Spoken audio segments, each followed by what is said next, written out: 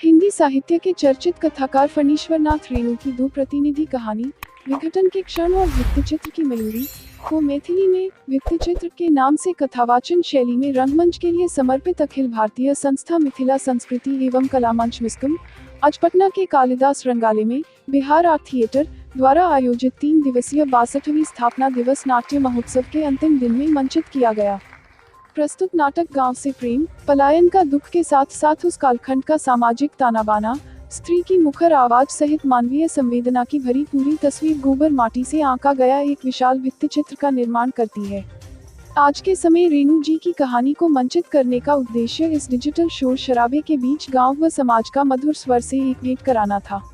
मंचित दोनों कहानी भिन्न परिवेश व भिन्न मुहूर्त के होते हुए भी एक सुर में समाज की वास्तविकता, समाज के समक्ष कई प्रसंग और प्रश्न के माध्यम से अपनी बात कहती है। नाटक का आलेख आदर्श वैभव द्वारा तैयार किया गया व निर्देशक है नितेश कुमार।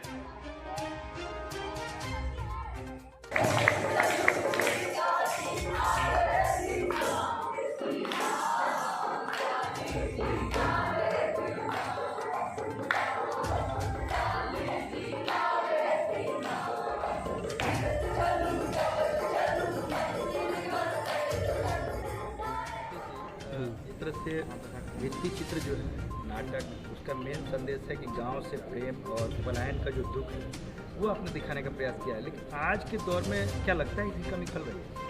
आज के दौर में वास्तव में खाली कमी हो रही है, क्योंकि इसलिए कि हम लोग जो भी गांव जाते हैं तो एक मन तरोताज़ा हो जाता है। गांव गांव होता है, शहर शहर ही रह जाएगा। ये बात तो है। गांव में आपको स्वच्छ हवा मिलेगा, पॉल्यूशन नहीं मिलेगा। हमारे शहर में वो चीज़ नहीं। हाँ, गांव में थोड़ा सा बेरोज़गारी के कारण लोग शहर में आ रहे हैं, लेकिन अगर वापस में गांव में अगर वो रोज़गार करें तो वो ज़्यादा उचित रहेगा। जैसे इसमें हमने दिखाया कि जो प्रांजल है जो शहर में ना जाके वो गांव में ही इंस्टीट्यूट खोला, ताकि लोगों को भी और शहर के लोग गांव में आके उस चीज़ को ट्रेनिंग लें, बच्चे लोग लें।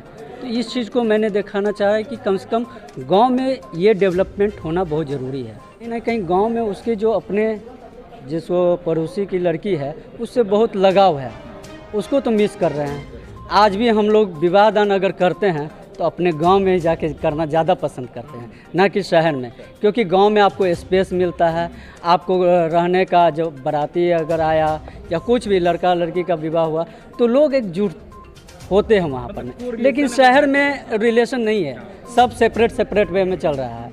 आज एक बिल्डिंग में आप बहुत सारा फ्लैट में बहुत सारे लोग रह रहे हैं, लेकिन कोई पूछिएगा कि फलना बाबू कहाँ रहते हैं तो वो नहीं जानते हैं। लेकिन गांव में आप फलना बाबू कौन है वो आपको तुरंत बता देंगे। चलिए यहाँ तक कि वो आपको ले जाके वहाँ तक पहुँचा देंगे, उस घर तक। लेखक है जो ये भी लेखक हैं इसका, तो आप इससे भी बहुत सारा डिस्कस कर सकते हैं। इस तरह का नाटक करने से एक समाज में एक नेचुरली एक बड़ा मैसेज देने का प्रयास आपने किया है, कितना सकारात्मक हो पाएगा? देखिए, ये फणीश्वरनाथ रेणु की कथा है और ये जिस दौर में ये कथा लिखी गई थी वो दौर चिट्ठी पत्री का दौर था। आज का ये दौर डिजिटल दौर है। तो डिजिटल इस आधुनिकता के दौर में एक तरह का शोर शराबा है चारों तरफ। तो फणीश्वरनाथ रेणु की जो कथा का मंचन करना आज के दौर में हमें लगा कि इसलिए करना चाहिए, क्योंकि उस दौर में जो फणीश्वरनाथ रेणु के जो कैरेक्टर जो बात कह रहे हैं, जिस लहजे में कह रहे हैं, आज भले उसका लहजा बदल गया हो, लेकिन आज भी वही स्वर कहीं ना कहीं से हमें सुनाई पड़ रहा है। चाहे शहर और गांव के बीच का पलायन आज भी हो रहा है। ये तब लिखा गया था 60-70 के दशक का ये कहानी है। पलायन आज भी हो रहा है, पलायन तब भी था, चीज़ें तब भी वही थी, चीज़ें अब भी वही है। कहने का अंदाज़ बदल गया है। तो आज का ये जो दौर है, तो इसमें फणीश्वर नाथ रेणु के कहानी का जो ख़ास चीज़ है कि उनका जो कैरेक्टर का जो वॉइस है, मतलब जो बात वो कहना चाहते हैं, वो बहुत बातें वो कह के निकल जाते हैं। तो इन दो कथाओं, जो दोनों कथा अलग अलग परिवेश का है, इसमें दो कथाओं का चित्रण किया गया, एक विघटन के क्षण और एक भित्ति चित्र की मयूरी। दोनों कथाओं का परिवेश अलग है, कथानक अलग है, लेकिन दोनों कथाएं एक सुर में एक ही बात कहती है। दोनों कथाओं में वही चीज़ है, गांव से पलाएं, जो हाँ कथाएं हैं उनको आज भी आत्मसात करने की आवश्यकता बिल्कुल है और आज भी प्रासंगिक बिल्कुल मानते हैं। जी। मेरा नाम आदर्श वैभव है और मैंने इस नाटक भित्ति चित्र का आलेख तैयार किया था और अभिनय कर रहा था। मैं नितेश कुमार हूँ और मैं हैदराबाद से ही थिएटर से एमए किया हूँ और अभी जो है मैं JRF किया हूँ, junior research fellowship ministry of culture से जो मिला है, और मैं एक्टिंग पर ही रिसर्च भी करते रहता हूँ। एक नए तरीके से मैंने एक प्रेजेंट करना चाहा। मेरे लिए ये भी फर्स्ट टाइम है जो कहानी पर मैंने मेंशन किया।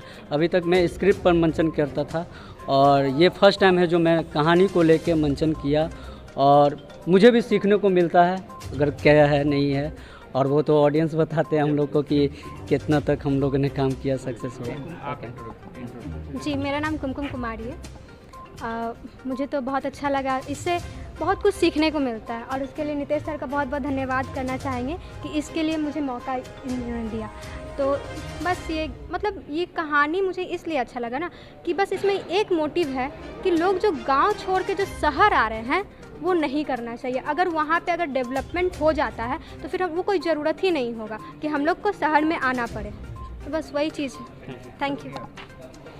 मैं सलोनी, विजय और फूलपत्ती मैंने किया था। और मेन ये करने मतलब इस नाटक को जब मैं पढ़ी थी, स्क्रिप्ट रीडिंग जो हो रही थी, तो गांव का कनेक्शन जो था वो बहुत ज़्यादा मतलब दिल कुछ हो गया, क्योंकि और मैं रो भी दी थी क्योंकि गांव से जब भी मैं बहुत ज़्यादा ही, मैं बचपन से ही गर्मी छुट्टी होती थी, ठंडे की छुट्टी में हम लोग जाते थे, मस्ती करते थे बहुत, तो पेड़ वेड़ पे चढ़ना, ये करना, वो सब बहुत अच्छा लगता था।